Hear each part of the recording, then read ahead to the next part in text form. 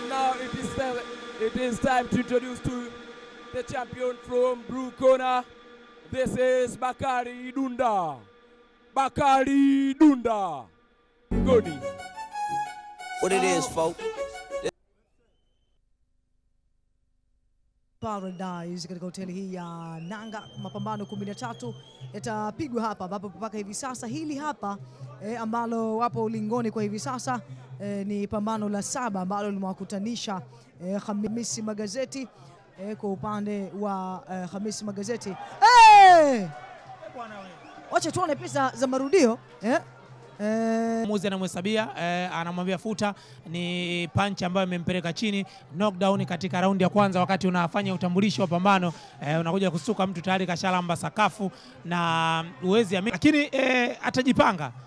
Wow, safi vizuri. Ni knockdown ya pili.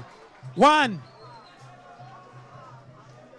2 3 7 8.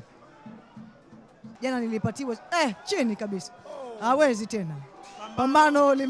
Pambano limetamatika. Knockdown 3 inaonesha kabisa hawezi kumudu pambano. Fight ya aina yake. Kitu gani ambacho umekiona Wasira?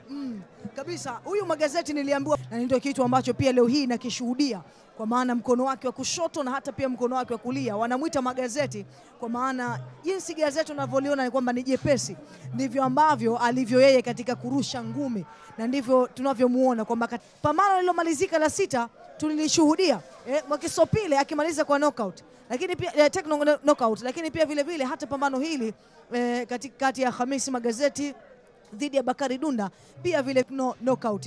Na huyu ambaye tunamuona hapa kabisa ilikuwa ni ngumi iliyompeleka chini, ilikuwa ni right hand nzuri ambayo imeland kwenye kidevu. Tumsikilize.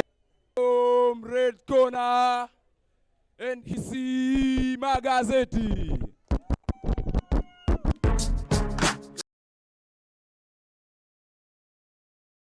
Go show.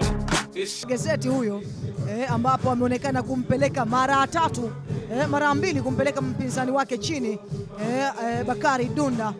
Magazeti Bakari Dunda chini amepiga right hand nzuri ambayo imetoa kwenye kidevu ambayo imemsababishia ku lose control. Tazama namna ambavyo alivyomdondosha, amepiga right, baada ya kukaa vizuri kapiga hapa kati akamdondosha.